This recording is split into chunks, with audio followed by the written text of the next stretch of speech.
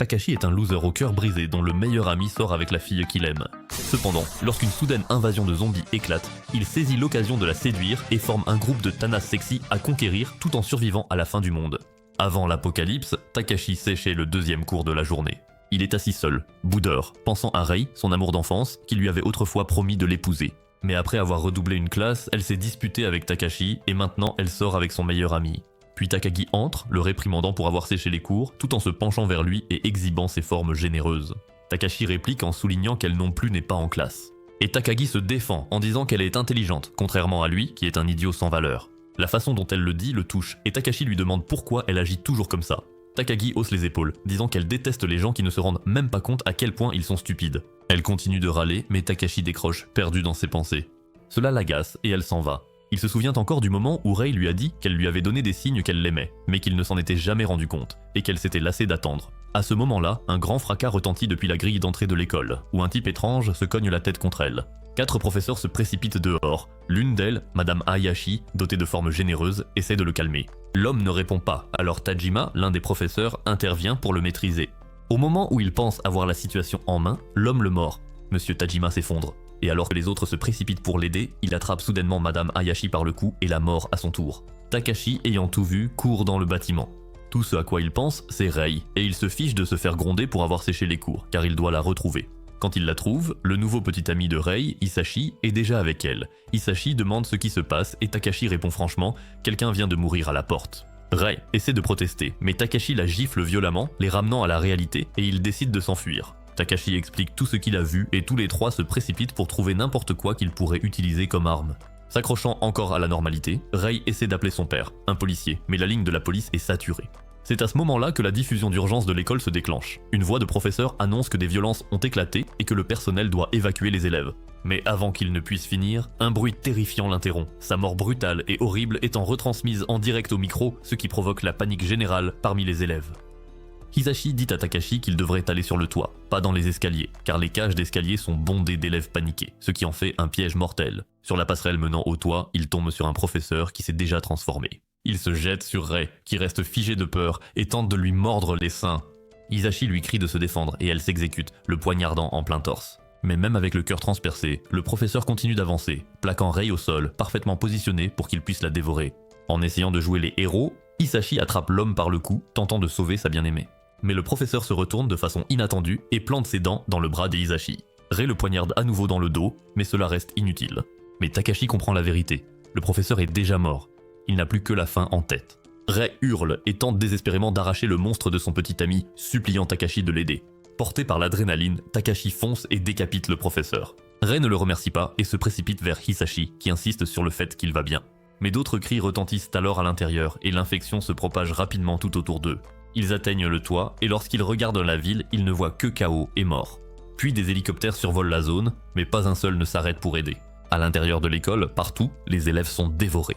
Certains se donnent la mort avant de pouvoir se transformer. De retour sur le toit, Takashi finit par accepter que tout cela ressemble à un film d'horreur. Ils n'ont aucune idée de comment tout a commencé, mais tout ce qu'ils peuvent faire maintenant, c'est survivre. Ils courent vers le sommet, esquivant et attaquant les morts vivants sur leur chemin.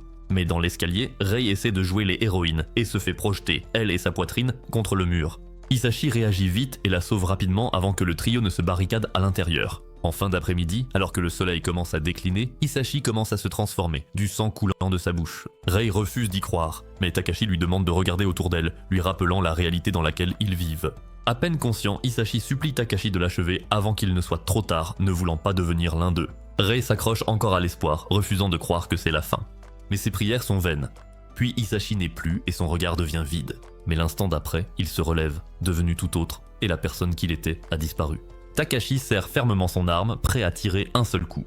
Et malgré les supplications de Rei pour qu'il arrête, Takashi fait ce qui doit être fait. Ensuite, alors qu'Hisashi gît sans vie, Rei commence à perdre la raison, disant qu'elle aurait préféré mourir avec Hisashi plutôt que de vivre avec Takashi. Elle commence à accuser Takashi d'avoir mis fin à la vie d'Hisashi par jalousie, affirmant qu'il est en colère parce que Hisashi a pu être avec elle avant lui. Mais Takashi ne réagit pas, et après avoir entendu les paroles blessantes de Rei, il se dirige vers les barricades et commence à les démonter. Rei lui demande ce qu'il fait, et Takashi lui répond qu'il fait ce qu'elle veut, c'est-à-dire qu'il s'en aille. Mais Rei le supplie de rester, s'excusant pour ses paroles blessantes. Puis, voyant la fille qu'il aime encore le supplier de rester avec elle, Takashi cède et la serre fort dans ses bras, acceptant peu à peu la nouvelle réalité à laquelle ils sont confrontés. Ailleurs dans l'école, Takagi fait toujours de son mieux avec le gros de l'école, Kuta, pour échapper aux morts vivants. Kuta demande à Takagi où ils sont censés aller maintenant.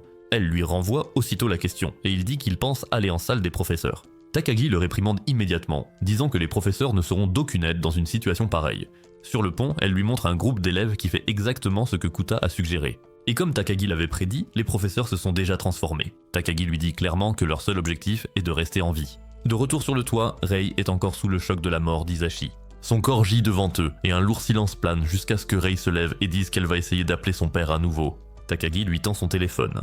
Quand son père décroche, il reconnaît le numéro de Takagi, mais ne se rend pas compte que c'est Rei qui est au bout du fil. Il commence simplement à parler, disant que la ville est en chaos et que Takagi doit emmener Rei dans un endroit sûr. Avant qu'il ne puisse finir ce qu'il disait, la connexion est coupée. Rei s'effondre en larmes, car même lors de ce qui aurait pu être sa dernière chance, son père ne reconnaît pas la voix de sa propre fille.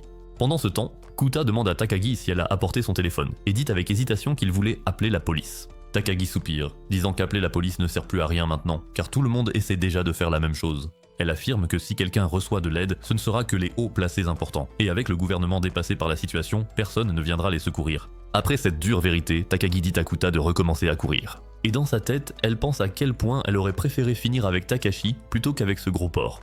Dans la clinique, 2 élèves sont déjà présents, et l'un d'eux s'est transformé. L'infirmière scolaire, Shizuka, est plus bête que ses pieds et met trop de temps à réaliser à quel point elle est dans la mouise. Elle ramasse tranquillement des médicaments, et sa silhouette exagérément voluptueuse ondule à chaque pas.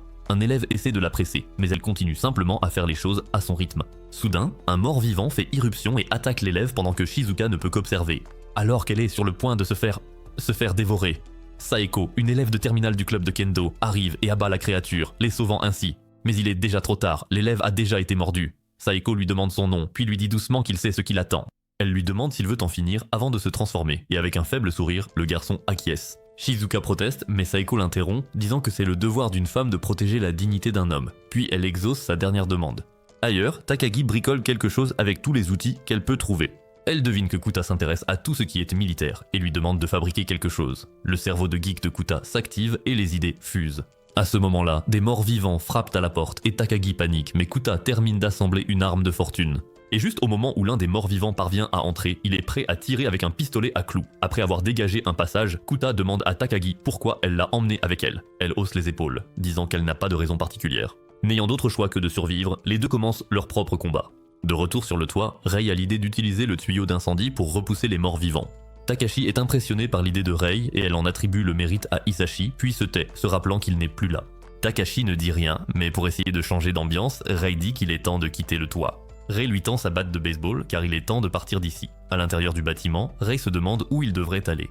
Takashi dit qu'il veut trouver d'éventuels survivants et les ramener chez eux. Rei est d'accord et lui dit d'appeler ses parents, mais Takashi répond que ça n'a pas d'importance, car son père est en déplacement et sa mère est enseignante. Et il ne montre aucune inquiétude devant Rei, mais au fond de lui, il se fait un sang d'encre pour eux. Ailleurs, Takagi et Kuta essaient de distraire les morts vivants et ils découvrent que ces derniers semblent réagir au bruit car ils sont probablement devenus aveugles. Pendant ce temps, Saeko et Shizuka se dirigent vers la salle des professeurs pour chercher des clés de voiture. Saeko, calme et concentrée, ne prend même pas la peine d'attaquer les morts vivants sur leur passage et se contente de les repousser. Shizuka lui demande pourquoi elle ne les combat pas. Saeko explique que cela prend du temps et que s'ils se retrouvent coincés, ils n'auront aucun moyen de s'en sortir. Puis Shizuka trébuche sur un tapis. Alors que ses atouts rebondissent comme d'habitude, Saeko déchire sa jupe, disant qu'elle est trop serrée pour ce genre de situation. Shizuka proteste car c'était sa jupe Gucci, mais Saeko s'en moque. Soudain, elles entendent quelque chose venant du bureau. C'est Kuta et Takagi qui se disputent encore. Kuta crie à l'aide, mais Takagi ne fait que hurler et refuse de l'aider. Alors il lui signale la présence d'un mort-vivant juste derrière elle, et c'est à ce moment-là qu'elle se met enfin à crier. Tout le monde l'entend et accourt. Kuta est presque à court de clous, et Takagi est acculée, mais elle trébuche devant une étagère à trophées et commence à lancer les trophées. Rien ne fonctionne, et son gros ego n'aide pas, jusqu'à ce qu'elle attrape une perceuse et l'enfonce dans la tête du mort-vivant. Le reste du groupe arrive, et, d'un seul regard, ils agissent tous comme une seule unité. Ensemble, ils nettoient de la pièce grâce à la force de l'amitié. Takagi reste figé, fixant ce qu'elle vient de faire avec la perceuse. Rei et Shizuka se précipitent vers elle, essayant de la calmer. Saeko se présente, et tout le monde fait de même, sauf Takagi. Son ego toujours intact, elle affirme que les présentations sont inutiles pour l'instant. Elle crie qu'elle est censée être la plus intelligente ici et qu'elle ne devrait pas agir ainsi. Saeko voit la peur dans ses yeux et intervient doucement, lui disant qu'elle peut arrêter de faire semblant. Takagi finit par se regarder dans le miroir couverte de sang, tandis que sa façade pleine d'ego s'efface lentement et elle s'effondre en pleurant comme un petit bébé. Ils parviennent ensuite à atteindre la salle des professeurs pour se regrouper, et lorsque Kuta essaie de prendre des nouvelles de Takagi, il s'effondre en la voyant avec des lunettes et se fait gronder pour son comportement bizarre. Ils discutent de leur plan d'évasion et décident qu'en groupe, ils devraient utiliser le bus scolaire pour sauver leur famille. À ce moment-là, Rei voit à la télévision les informations annonçant que le monde entier fait face à l'épidémie de morts vivants. Takagi devient frustré, se demandant pourquoi le gouvernement refuse toujours d'expliquer ce qui se passe avec cette situation de morts vivants. Takagi répond calmement que le gouvernement ne veut probablement pas provoquer de panique générale, car la peur mène au chaos et c'est la dernière chose qu'il souhaite en ce moment. Le groupe devient à nouveau mal à l'aise, et Rei s'accroche encore à l'espoir que les choses pourraient éventuellement redevenir normales. Mais Takagi balaie rapidement cette idée, affirmant qu'ils font face à une pandémie et qu'il n'y a pas de retour en arrière possible. Elle ajoute que ce qu'ils affrontent ressemble aux grandes épidémies du passé, sauf que cette fois, il n'y a pas de remède. Shizuka fait remarquer que la chaleur pourrait peut-être faire pourrir les morts vivants plus vite, et Saeko demande combien de temps il faut pour qu'un cadavre se décompose. Shizuka réfléchit un instant et dit qu'il faudrait environ 20 jours en été, et plus longtemps s'il fait froid. Takagi intervient de nouveau, demandant comment ils peuvent même savoir si les morts vivants pourrissent, après avoir vu que les morts continuent de marcher et de manger. Et personne n'a de réponse. Mais il y a une chose sur laquelle tout le monde est d'accord, ils doivent rester unis et quitter cette école. Seiko suggère d'aider tous les survivants qu'ils croisent, et Takagi ajoute que la sortie la plus proche se trouve par les grilles du parking. Le groupe commence à avancer. Seiko dit qu'il devrait éviter les combats quand c'est possible pour économiser de l'énergie et du temps, tandis que Takagi rappelle à tout le monde que les morts vivants réagissent au bruit. Soudain, ils entendent une fille crier dans la cage d'escalier, provenant d'un autre groupe de survivants. L'équipe de Takashi passe à l'action comme une escouade. Kuta assure la couverture à distance tandis que Saeko, Takashi et Rei s'approchent au corps à corps. Ils se regroupent et se dirigent vers le hall principal, où il y a une foule de morts vivants. Takagi dit que se cacher ne sert à rien, car ils ne réagissent qu'au bruit. Cependant, ils ne peuvent pas rester coincés à l'école indéfiniment, alors il faut que quelqu'un essaie, et Takashi se porte volontaire. Rei essaye de l'arrêter, mais Saeko l'en empêche, disant qu'il ne devrait pas empêcher ses couilles d'acier de se mettre à l'épreuve. Il descend les escaliers et entre directement dans la foule de morts vivants. L'un d'eux s'approche de lui, mais à sa grande surprise, il passe à côté de lui sans s'arrêter. Il teste alors la théorie de Takagi en lançant un objet qui fait beaucoup de bruit, et lorsqu'il voit que les morts vivants sont attirés par ce bruit, cela confirme la théorie de Takagi selon laquelle ils ne réagissent qu'au son. Ensuite, ils avancent silencieusement à travers la horde pour atteindre le bus, mais l'un des survivants fait accidentellement tomber quelque chose et le bruit attire tous les morts vivants vers eux. Le chaos éclate et tout le monde se met à courir. Takagi crie sur Takashi pour avoir sauvé le gars qui a causé le bruit, mais Rei dit que ça n'a plus d'importance maintenant et qu'ils doivent avancer. L'un des survivants se fait attaquer et sa petite amie refuse de le laisser. Takagi essaie de l'arrêter mais elle le repousse et court rejoindre son petit ami. Takagi ne comprend pas pourquoi quelqu'un ferait ça, et Shizuka dit doucement que certaines personnes préfèrent mourir ensemble dans un monde aussi brisé. Takagi continue de râler au sujet de la logique, mais Kuta la protège soudainement d'un mort-vivant. Il ne sait même pas pourquoi il fait ça, et Takagi reste figée, stupéfaite par ce geste. Une fois le passage dégagé, Shizuka atteint le bus scolaire et prend le siège du conducteur pendant que tout le monde monte à bord. Mais avant qu'il ne puisse partir, un autre groupe arrive, mené par quelqu'un que Rei reconnaît instantanément, Shidu, le professeur qu'elle déteste le plus. Soudain, un élève du groupe de Shidu trébuche et tombe. Mais au lieu de l'aider, Shidu le pousse du pied et monte dans le bus avec un sourire inquiétant, disant que les faibles ne méritent pas la sécurité. Avec tout le monde à bord, Shizuka abandonne son habituel rôle d'infirmière écervelée, se convainc que les morts vivants ne sont pas des humains et fonce à travers une foule de morts vivants comme si elle roulait sur des nids de poules. Une fois sorti, Shidu remercie Saeko et lui propose de diriger le groupe, mais Saeko refuse. Voyant l'occasion, Shidu annonce que chaque groupe a besoin d'un leader, et Rei se penche vers Takashi pour lui chuchoter qu'il va regretter d'avoir laissé ce type louche monter dans le bus. Ils atteignent l'autoroute et voient la ville en plein chaos, où des incendies font rage, des bâtiments s'effondrent et les plages sont désertes. Soudain, un des élèves de Shidu prend la parole, disant qu'il ne veut pas être dans le même groupe que Takashi. Un autre élève dit qu'ils auraient dû rester à l'école. Agacé par les plaintes, Shizuka pile sur les freins. Sa silhouette rebondissante vacille alors qu'elle se retourne et leur crie de se taire car il perturbe sa concentration. Saeko demande calmement au bavard ce qu'il veut, et il désigne Takashi, disant qu'il veut que Takashi descende du bus. Kuta se prépare à tirer avec son pistolet à clous, mais Takagi l'en empêche. Takashi confronte le gars, lui demandant quel est son problème, et alors qu'il s'apprête à attaquer Takashi, Rei frappe le gars avec son bâton. Shidu applaudit, manifestement amusé par le groupe de Takashi. Il commence à faire un discours, se présentant comme le candidat idéal pour être le chef, et d'une manière ou d'une autre, les gens y croient vraiment. Rei en a assez et décide de quitter le bus. Elle affirme qu'elle préfère affronter les morts vivants plutôt que de passer une seconde de plus avec cet homme. Takashi la suit, essayant de la convaincre de rester. Mais avant qu'il ne puisse régler quoi que ce soit, un autre bus s'écrase devant le tunnel rempli de morts vivants. Il explose, bloquant le passage et séparant Takashi et Rei des autres. Saeko saute du bus pour vérifier leur état et Takashi crie au groupe qu'ils se retrouveront au commissariat à 19 h. Le groupe se sépare à nouveau et Takashi et Rei s'engagent dans le tunnel alors que l'incendie du carambolage fait rage derrière eux. Ils s'arrêtent pour reprendre leur souffle lorsqu'un motard mort-vivant surgit soudainement derrière Takashi. Avant qu'il ne puisse mordre, Rei lui écrase le crâne avec une brique. Elle l'aide à se relever et, utilisant la moto du motard, il roule vers la ville. Alors qu'il roule, Takashi ne peut s'empêcher de penser à quel point tout était normal il y a seulement quelques heures. Et maintenant, son école, ses amis et sa vie quotidienne ont disparu. À présent, il a fui par les toits, s'est fait des alliés improbables et a survécu à un chaos total. Rei brise le silence en demandant s'il pense que quelqu'un viendra les sauver et Takashi secoue la tête, disant que personne ne viendra. Rei soupire et se plaint, disant qu'il est toujours aussi négatif, mais Takashi hausse simplement les épaules, affirmant qu'il est réaliste et ne cherche pas à embellir la vérité, car les mensonges ne servent à rien ici. Rei veut continuer à discuter, mais avant qu'elle ne puisse dire un mot de plus, sa voix élevée attire l'attention des morts-vivants à proximité. Takashi fait vrombir la moto et ils s'éloignent à toute vitesse. Pendant ce temps, dans le bus, Shizuka est coincé sur un pont. Le groupe commence à se diviser. Saeko reste avec leur équipe principale, tandis que Shidu rassemble ses élèves autour de lui, charmant déjà les filles avec de fausses promesses et des paroles mielleuses et sournoises. De retour en ville, Takashi et Rei traversent des rues désertes où les habitants ont soit fui, soit été transformés en morts-vivants. Ils aperçoivent une voiture de police abandonnée et s'arrêtent. Rei fouille à l'intérieur à la recherche d'armes, de tout ce qu'il pourrait utiliser pour survivre. Elle trouve une arme à feu qu'elle tend à Takashi et il constate qu'elle est chargée. Ils prennent ce qu'ils peuvent et reprennent la route, cette fois à la recherche d'une station-service, car ils ont besoin de carburant s'ils veulent continuer. Finalement, ils en trouvent une, mais elle est automatisée et ne fonctionne qu'avec une carte de crédit.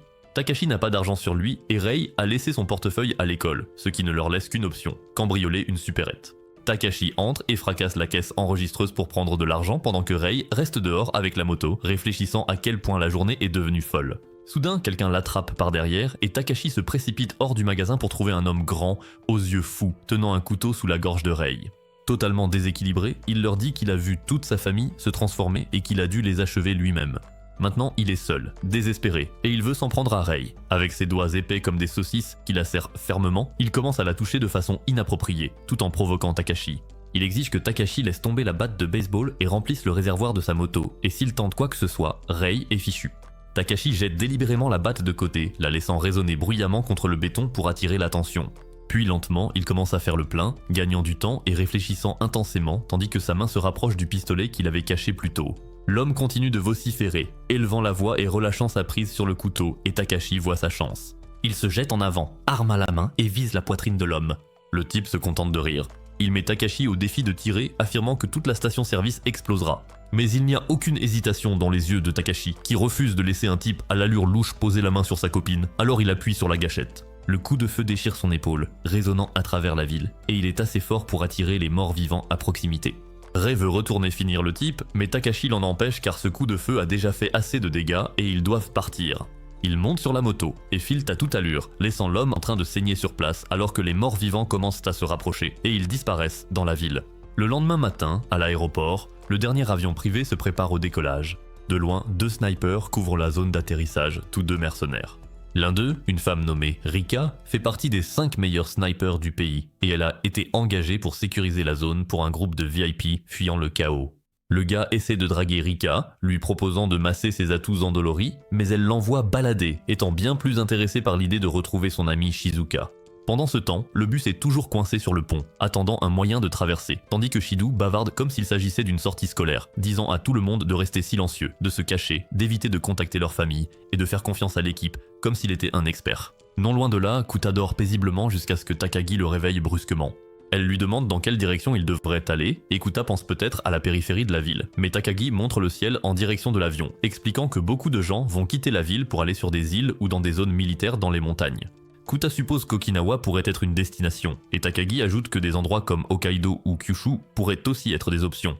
Mais les atteindre ne sera pas facile, car si le gouvernement ou l'armée ont déjà installé des bases, ils vont probablement restreindre l'accès pour empêcher les personnes infectées d'entrer, et chacun veillera sur les siens, tout comme Shidu qui essaie de construire sa propre communauté tordue en enjôlant les élèves, surtout les filles, pour qu'elles le suivent. Kuta devient sérieux et propose de s'occuper lui-même de Shidu, mais Takagi l'arrête, disant que ça n'en vaut pas la peine et qu'il devrait se concentrer sur la traversée de la ville. Elle murmure alors à voix basse, espérant que Takashi est en sécurité. Kuta l'entend et la taquine nonchalamment sur le fait qu'elle aime Takashi. Takagi nie aussitôt, mais c'est déjà trop tard. Saeko et Shizuka l'ont déjà entendu, et toutes deux semblent un peu inquiètes, car Takashi et Rei sont toujours dehors. De l'autre côté de la ville, la situation empire. Des gangs parcourent les rues, semant le chaos. Takashi et Rei doivent foncer à travers une fusillade juste pour éviter de se faire prendre. Leur objectif est de traverser le pont, mais la foule et la violence rendent cela impossible, alors Takashi s'éloigne en voiture et cherche un autre itinéraire. Au pont principal, la panique se propage déjà, car les morts vivants sont arrivés. L'armée essaie de maintenir l'ordre, mais les gens n'écoutent plus. Dans un geste de désespoir, les soldats bloquent tous les véhicules et menacent de punir quiconque causerait des problèmes. À ce moment-là, quelques étudiants forcent le point de contrôle, contournant les règles imposées par les soldats, mais à cause de cela, ils sont projetés hors du pont par un canon à eau. De retour dans le bus, Shido a complètement perdu la tête, continuant à délirer sur le leadership avec une totale illusion. Saeko en a assez et le traite de gourou, ce avec quoi Takagi est d'accord. Elle regarde autour d'elle les autres élèves, tous hypnotisés par la fausse assurance et le charisme inquiétant de Shido. Saeko dit qu'ils doivent quitter le bus s'ils veulent atteindre le poste de police et retrouver Takashi. Takagi hésite puis demande maladroitement à Saeko pourquoi elle semble plus inquiète pour Takashi que pour sa propre famille. Saeko répond calmement qu'elle n'a que son père et qu'il est à l'étranger, donc ce qui compte en ce moment c'est sa sécurité et tenir sa promesse de retrouver Takashi. Shizuka intervient et demande où tout le monde habite. Takagi dit qu'elle et Takashi sont voisins, Kuta rit et raconte que sa famille est dispersée partout. Son père est à Amsterdam, sa mère à Paris, son grand-père est capitaine d'un paquebot de croisière et il est occupé à Afumame sa grand-mère. Shizuka sourit et dit qu'elle reste avec ce groupe, car ses parents ne sont plus là. Ses frères et sœurs sont hors de la ville, et surtout, elle déteste Shido. Tout le monde est d'accord et ils établissent un plan pour marcher jusqu'à l'autre pont. Shido les remarque en train de bouger et essaie de les arrêter, mais Takagi le remet immédiatement à sa place, lui disant que son groupe n'a pas besoin de lui. Le sourire inquiétant de Joker de Shido revient alors qu'il se tourne vers Shizuka, disant qu'ils ont besoin d'une infirmière dans leur groupe. Quand il s'approche, Kuta tire un coup de ce monstre qui effleure la joue de Shido. Shido explose de rage, mais Kuta le coupe, car Shido l'a toujours traité comme un moins que rien. Mais maintenant qu'il n'y a plus d'école ni de règles, Kuta peut lui tirer dessus quand il veut. Sur ce, Saeko, Shizuka, Takagi et Kuta descendent du bus, laissant Shido derrière eux. Ailleurs, Takashi et Rei sont bloqués à un autre pont, pris dans un embouteillage. La route devant eux est fermée et le temps presse, car ils doivent atteindre le poste de police. Soudain, ils entendent des coups de feu, et Takashi reconnaît immédiatement le bruit. C'est Kuta qui tire avec ses armes et le groupe est piégé sur le pont. Takashi fait rugir le moteur et passe en mode Fast and Furious criant « Famille !» puis fonce sur le pont, atterrissant juste là où les autres sont coincés. Rei saute dans la mêlée et Takashi lance son arme à Kuta avant de foncer avec Saeko. Les deux font équipe, se déplaçant en parfaite synchronisation pour éliminer les derniers morts vivants grâce à leur travail d'équipe. Une fois la poussière retombée, Rei se précipite dans les bras de Shizuka, enfouissant son visage dans ses atouts doux et moelleux. Takashi prend des nouvelles de Saeko, demandant si tout le monde va bien, mais Takagi et Rei n'aiment pas la voir aussi proche de lui. Pendant ce temps, Kuta est aux anges, car il a enfin une vraie arme entre les mains. Le soleil commence à se coucher et le commissariat est encore loin, ils ont donc besoin d'un abri. C'est alors que Shizuka se souvient de son amie, Rika, qui a un logement tout près. Le groupe décide donc de s'y rendre et Takashi les conduit un par un à moto. Quand vient le tour de Shizuka, fidèle à son charme naïf habituel, elle n'a aucune notion de l'espace personnel, offrant à Takashi une expérience très rapprochée et inoubliable avec le corps d'une vraie femme. Tard dans la nuit, le chaos ne fait que s'amplifier. Tout le monde sait désormais que le virus des morts vivants est une crise mondiale, tandis que le gouvernement n'arrive plus à gérer l'afflux de personnes se ruant vers les abris. Pendant ce temps, le groupe parvient enfin à entrer dans l'appartement et les filles s'emparent aussitôt de la salle de bain impatientes de se laver ensemble. Pour elles, c'est un véritable petit paradis avec de l'eau chaude, des serviettes propres et du vrai shampoing. Elles jouent avec l'eau, rient et s'amusent comme si c'était le paradis au milieu de l'enfer. Pendant ce temps, les garçons doivent se contenter des sons paradisiaques qui s'échappent de derrière la porte. Takashi et Kuta sont occupés à essayer d'ouvrir l'un des coffres forts qu'ils trouvent dans l'appartement. Et à l'intérieur, ils découvrent une réserve de munitions, puis dans le second coffre, 3 armes. Les yeux de Kuta s'illuminent comme un matin de Noël.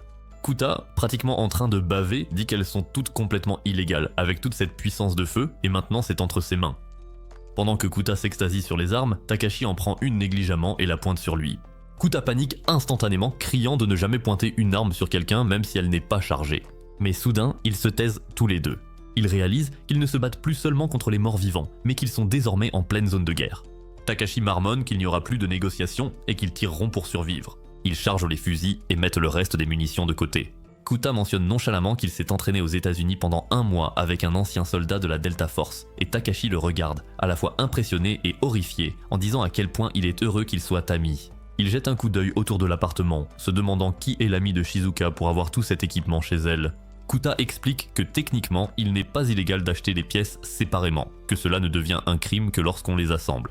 Il ajoute que Shizuka a déjà dit que son ami faisait partie de l'équipe d'assaut spéciale. Mais les flics vivent généralement en dortoir, et si cette amie a un appartement privé comme celui-ci, alors elle est vraiment très riche. Depuis la salle de bain, les rires des filles deviennent plus forts. Kuta a l'air nerveux à l'idée que les morts vivants puissent entendre leur bruit, mais Takashi le rassure en disant que l'endroit le plus bruyant qui les attirera, c'est le pont. Pendant ce temps, au pont, des gens essaient toujours de forcer l'entrée des abris. Des émeutes éclatent. Des manifestants crient pour obtenir des réponses sur l'origine du virus. La police reçoit des ordres directs, protéger les abris et le pont à tout prix. Quand les émeutiers franchissent les barricades, un officier demande confirmation, et l'ordre est sans équivoque. Takashi et Kuta utilisent des jumelles pour observer. Mais lorsque c'est au tour de Kuta, il aperçoit une équipe de journalistes et dit à Takashi d'allumer la télévision. Les informations montrent les manifestations, où les gens accusent le gouvernement d'utiliser la quarantaine comme prétexte pour réserver les abris à une élite. Des tracts circulent affirmant que le virus est une arme biologique, mais personne ne connaît la vérité. Takashi fronce les sourcils à cette affirmation, car dans les jeux et les films, c'est toujours une histoire d'armes biologiques. Celle-ci ressemble à une théorie du complot. De retour au pont, les morts vivants se rapprochent, et la police ouvre le feu. Une femme court avec sa fille, suppliant les agents de ne pas tirer, mais sa fille s'est déjà transformée. Elle mord sa mère, et aussitôt, suivant les ordres, les policiers n'ont d'autre choix que d'appuyer sur la gâchette. Un homme ne cesse de crier, accusant les policiers de meurtre. Le chef de la police le confronte et lui demande calmement de reculer à 2 reprises. Lorsque l'homme refuse à nouveau, le chef sort son pistolet et l'abat, suivant l'ordre de contrôler le chaos à tout prix. Pendant un instant, tout devient silencieux. Puis la diffusion est interrompue. Takashi éteint la télévision et veut partir, mais Kuta secoue la tête, lui disant que c'est trop risqué la nuit. Soudain, Shizuka arrive en rampant par derrière, ivre et ricanant, et fonce droit sur Takashi. Ses généreux atouts l'étouffent alors qu'elle lui dépose un baiser sur la joue. Il essaye de l'arrêter, mais ses mains atterrissent là où il ne faut pas, ce qui fait pousser à Shizuka des petits cris de joie avant qu'il ne se dégage enfin. Toujours complètement à l'ouest, Shizuka se tourne alors vers Kuta et l'embrasse aussi sur la joue, ce qui fait littéralement griller son cerveau sur place. Takashi soupire et la porte jusqu'à sa chambre, en pensant que si la situation était différente, il tournerait un film professeur-élève sur le champ. Mais à peine a-t-il dit cela à voix haute que Rei le surprend, avec Shizuka allongée sur son dos. Rei, elle aussi ivre, s'approche avec un air hébété et marmonne quelque chose à propos de voir 3 Takashi avant de s'effondrer au sol. Elle se met à pleurer, murmurant des choses à propos de son père et de Hisashi.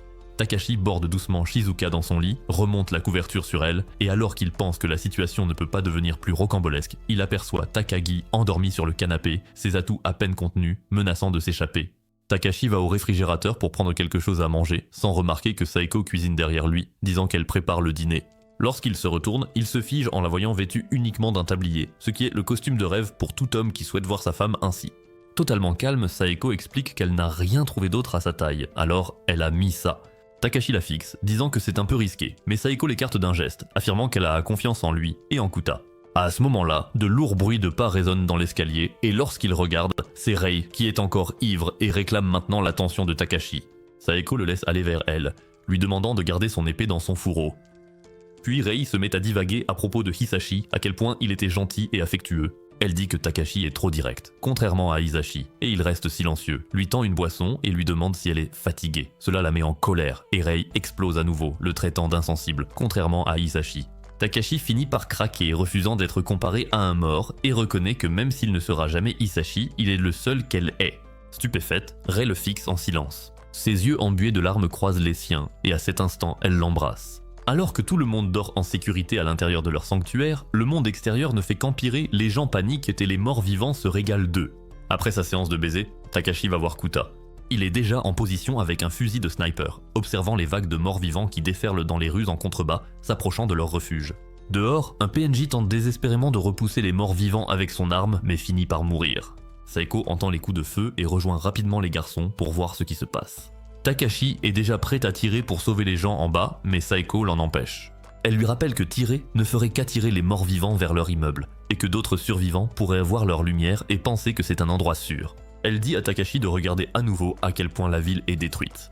Takashi marque une pause, car il y a quelque chose de différent chez Saeko ce soir, et elle se tourne vers lui et dit que peut-être il veut être un héros, mais qu'elle essaie juste d'être réaliste. Takashi retourne sur le balcon pour regarder avec les jumelles. En bas, les gens font tout ce qu'ils peuvent pour trouver un abri, même si cela signifie se battre pour l'obtenir.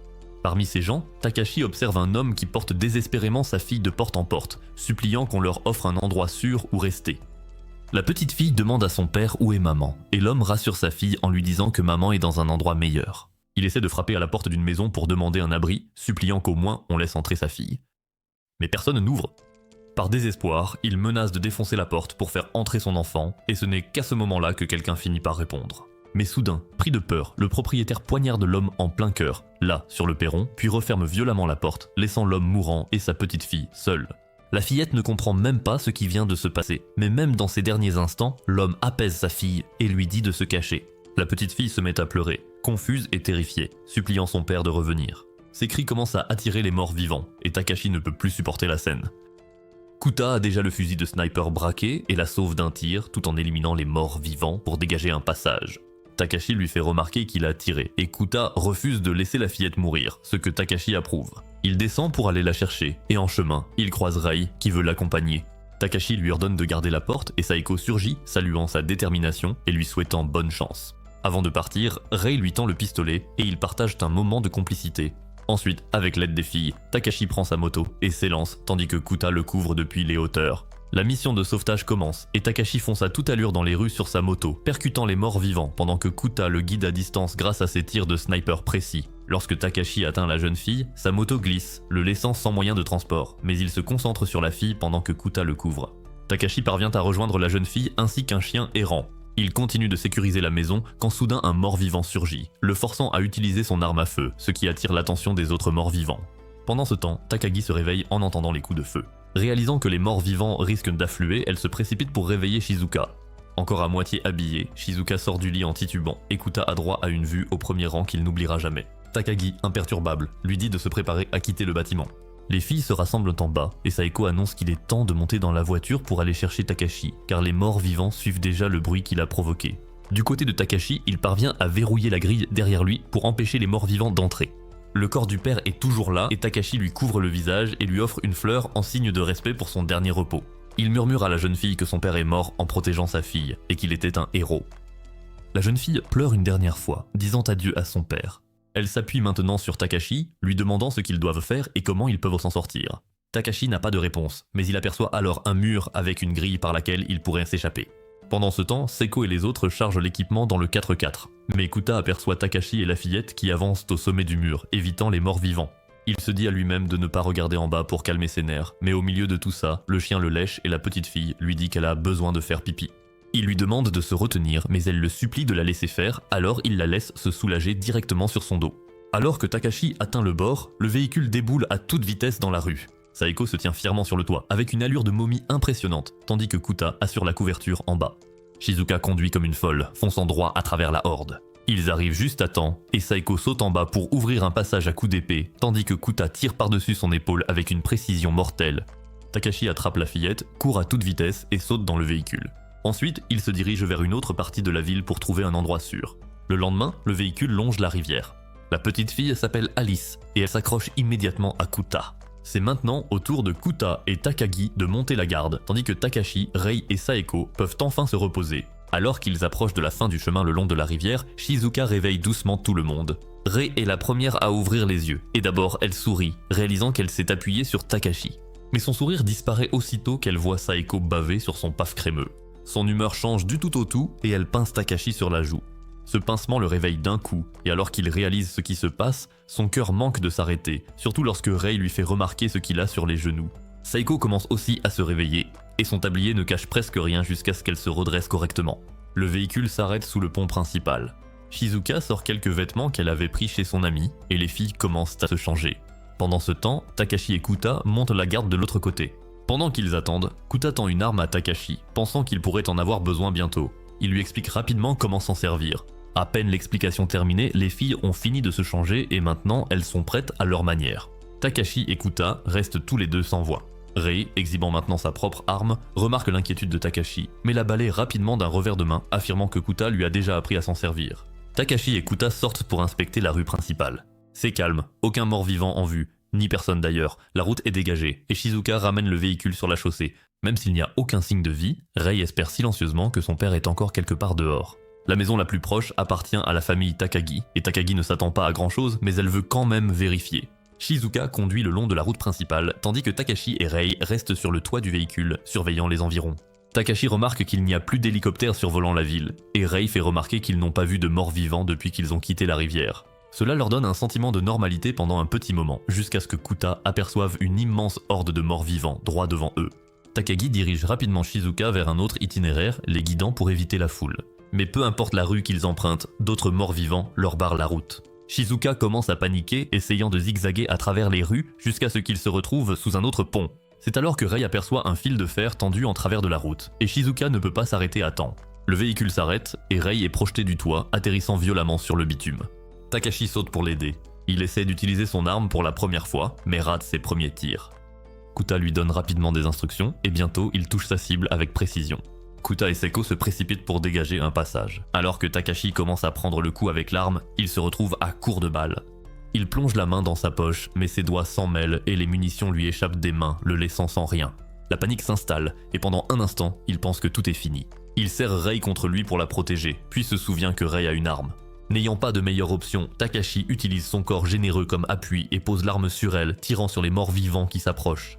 Entre les balles et les mouvements élégants et mortels de Saeko, on a l'impression que l'équipe d'animation s'est donnée à fond, animant d'une main pour les effets de rebond.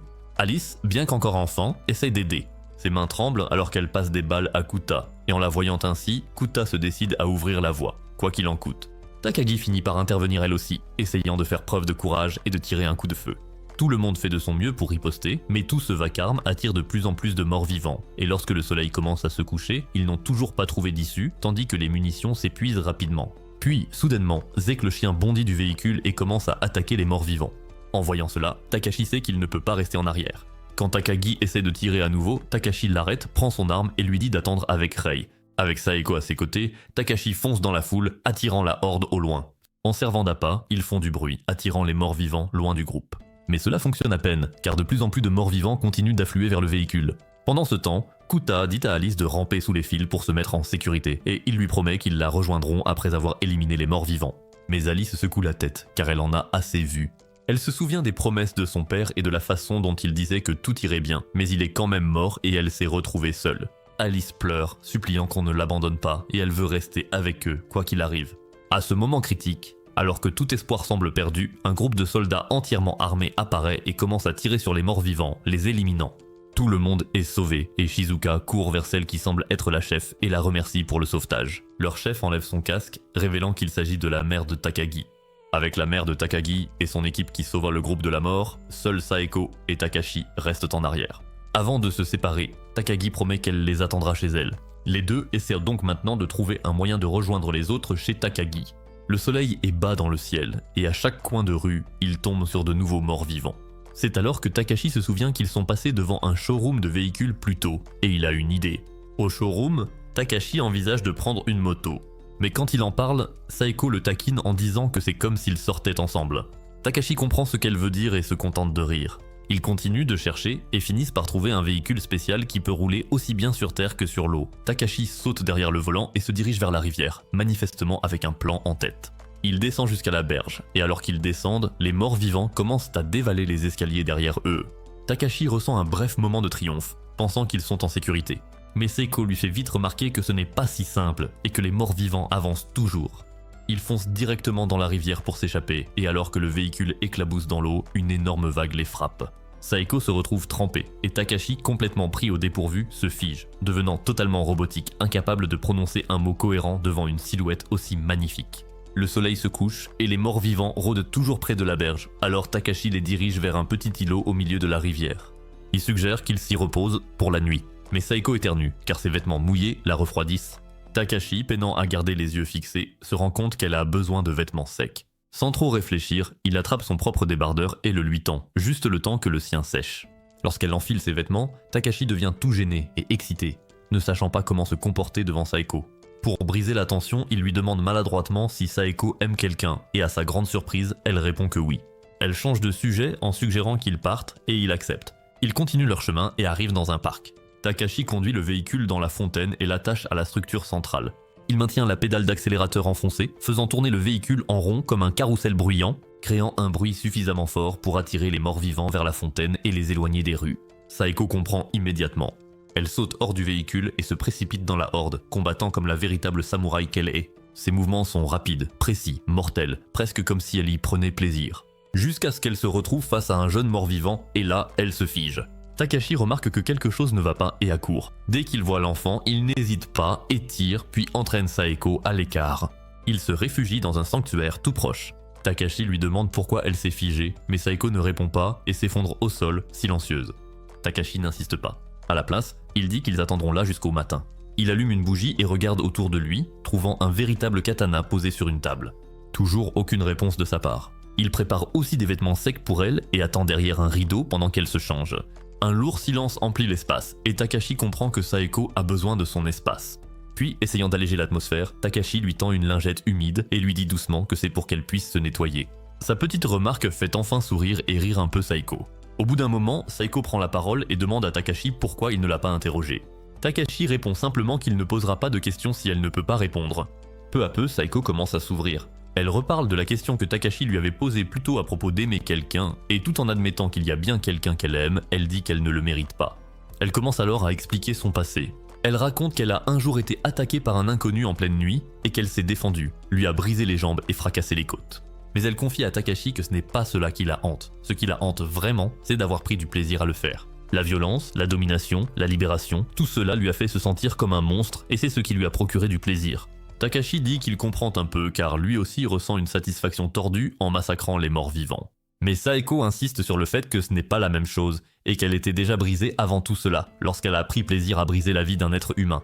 Mais plus tôt, dans le parc, lorsqu'elle a vu ce jeune mort-vivant, elle est restée figée parce que cela lui a rappelé la vérité. Elle est un monstre, pas différente de la créature qui se tenait devant elle.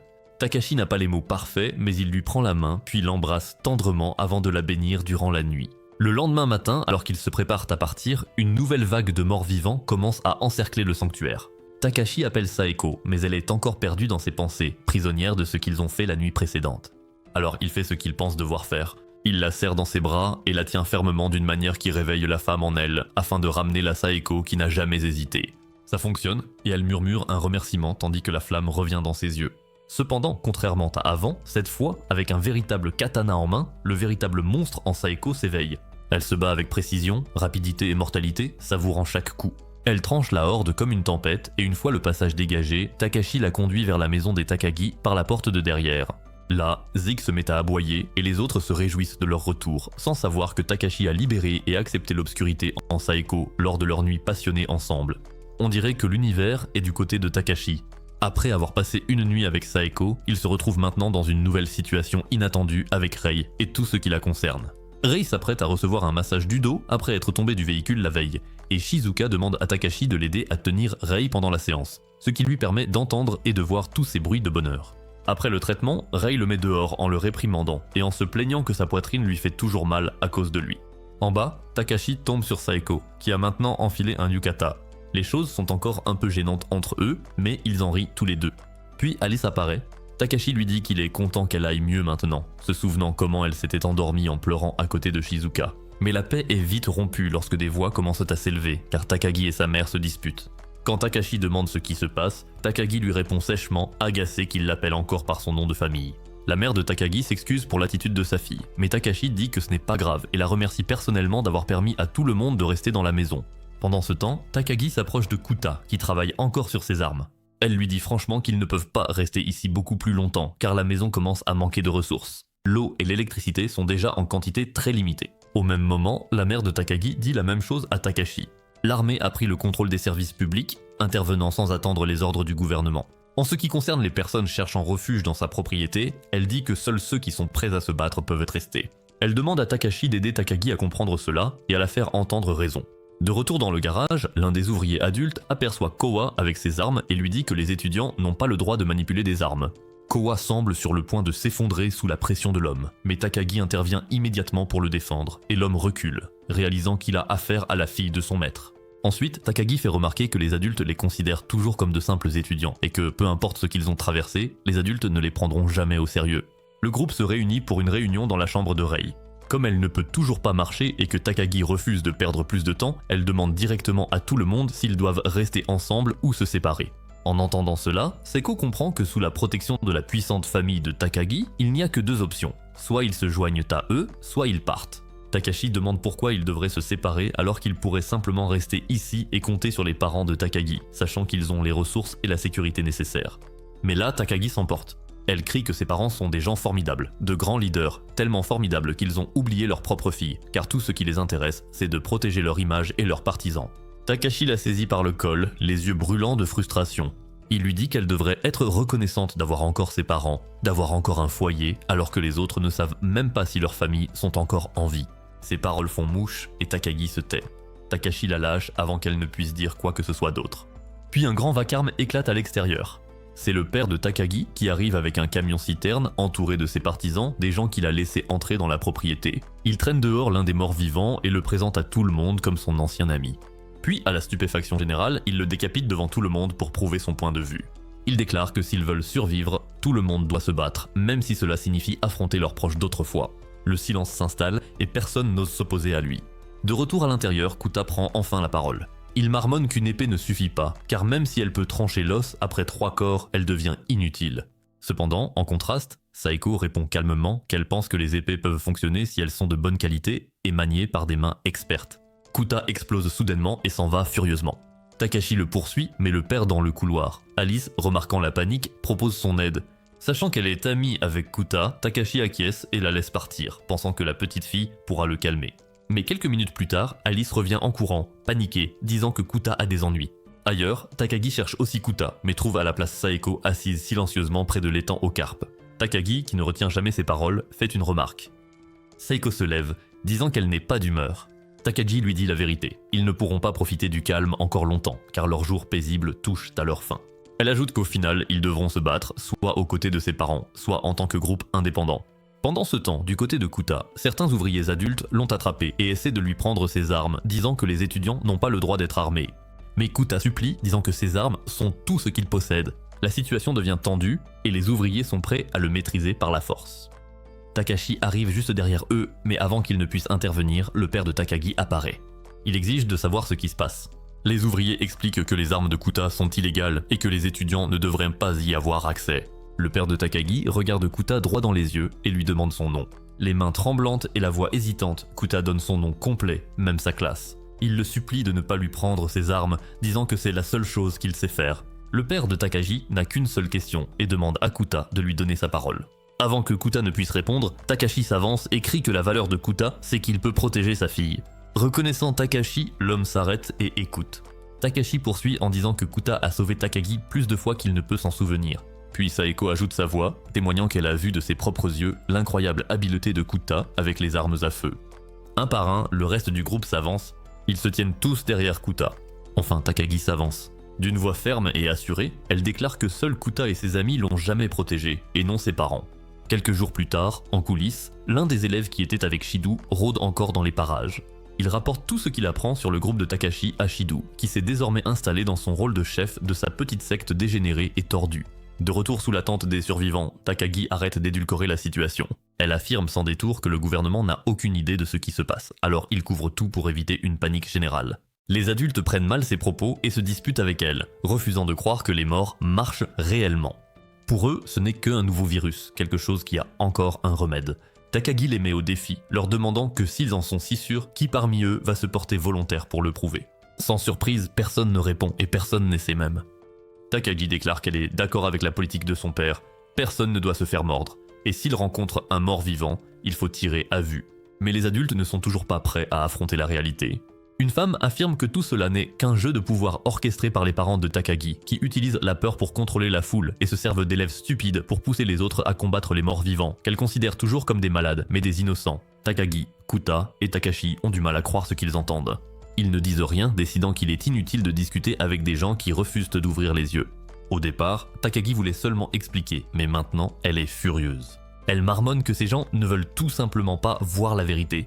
Kuta dit qu'il comprend un peu, car les gens ont tendance à ignorer ce qu'ils ne veulent pas affronter, que même lorsqu'ils connaissent la vérité au fond d'eux, ils préfèrent faire comme si ce n'était pas réel. Takashi comprend aussi, car c'est comme lorsqu'il ne voulait pas accepter que Rei soit heureuse avec son ex. Mais Takagi lui dit que ce n'est pas le moment de se bercer d'illusions.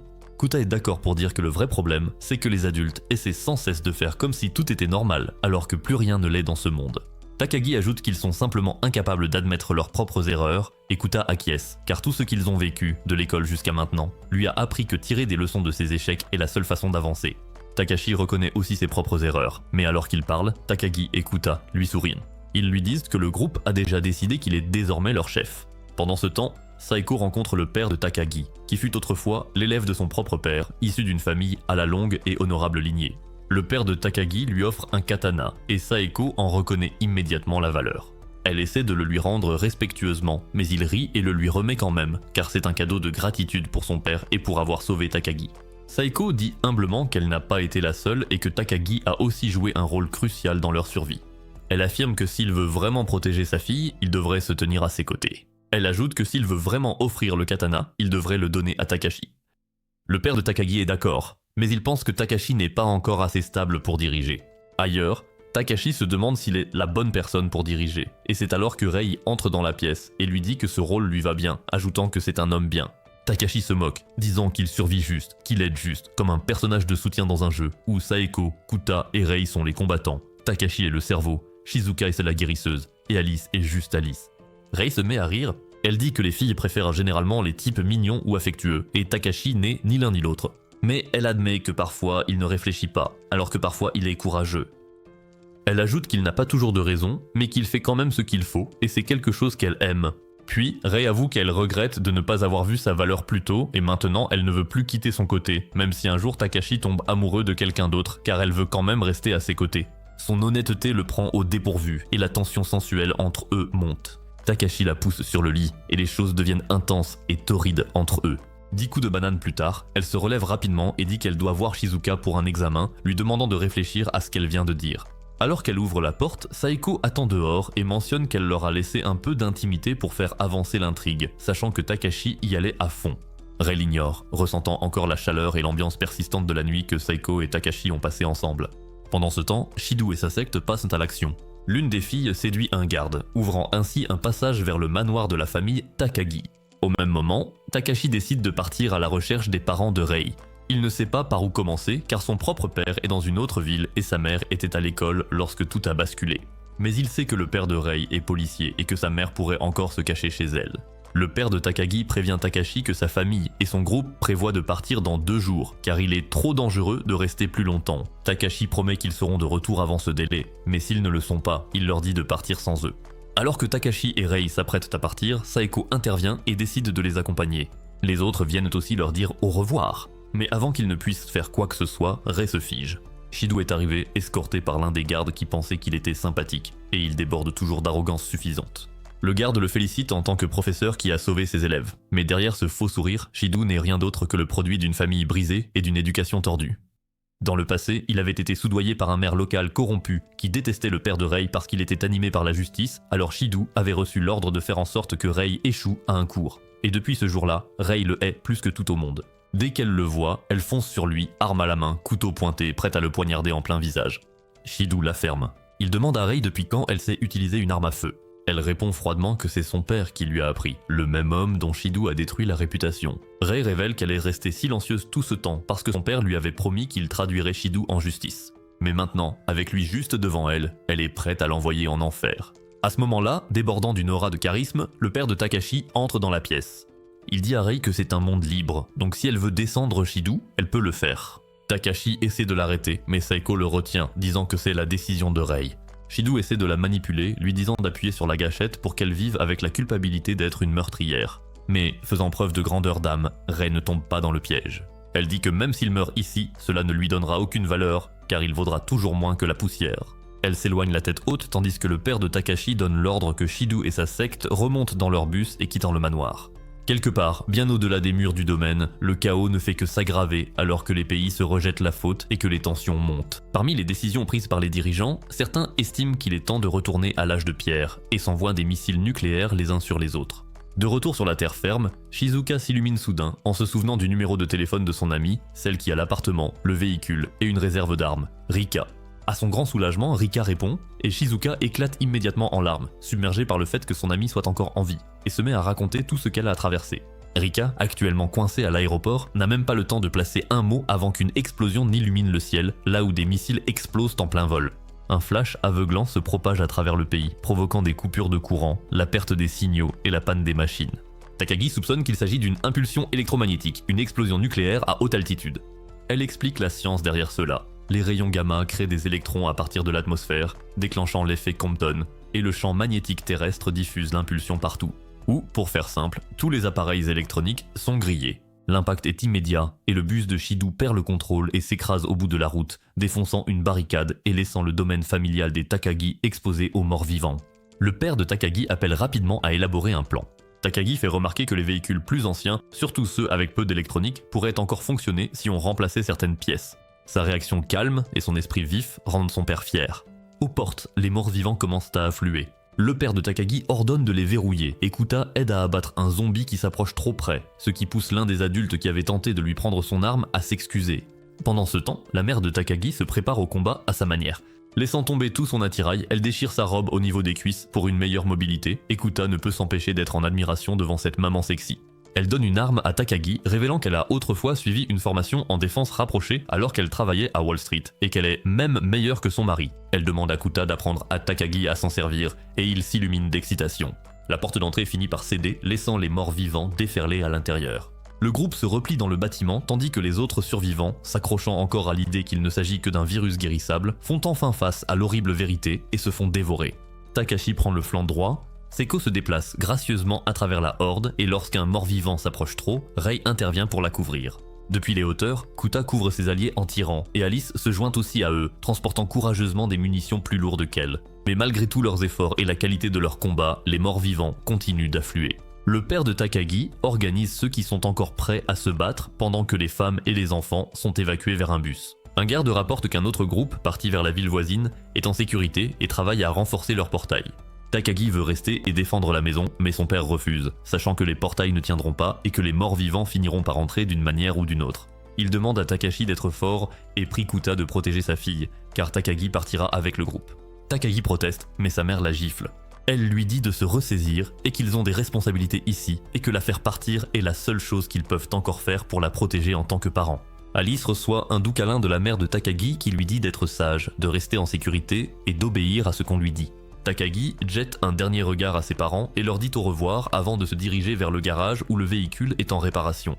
Sur la ligne de front, le père de Takagi donne son dernier ordre et se lance dans le champ de bataille ensanglanté. Au garage, le mécanicien explique que le véhicule est conçu pour résister à une impulsion électromagnétique et que celui qui l'a modifié était incroyablement prévoyant. Cependant, il reste encore quelques pièces à réparer, donc le groupe n'a pas d'autre choix que d'attendre et de survivre. Jusqu'au bout, les parents de Takashi se battent côte à côte, se couvrant mutuellement, sachant parfaitement qu'il n'y a aucune issue.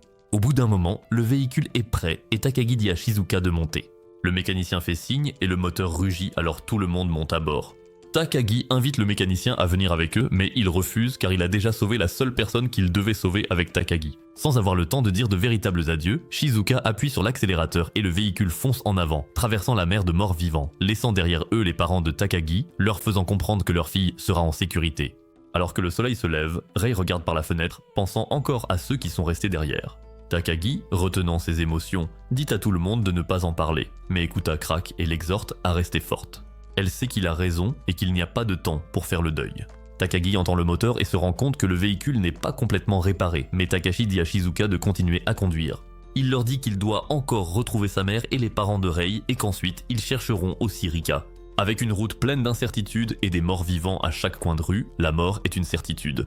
Mais avec des armes à la main, une physique de poitrine divine et la force de l'amitié, ils avancent ensemble pour survivre. Commentez ci-dessous les zombies baddies si vous avez regardé jusqu'à la fin. Abonnez-vous pour ne pas manquer la prochaine vidéo.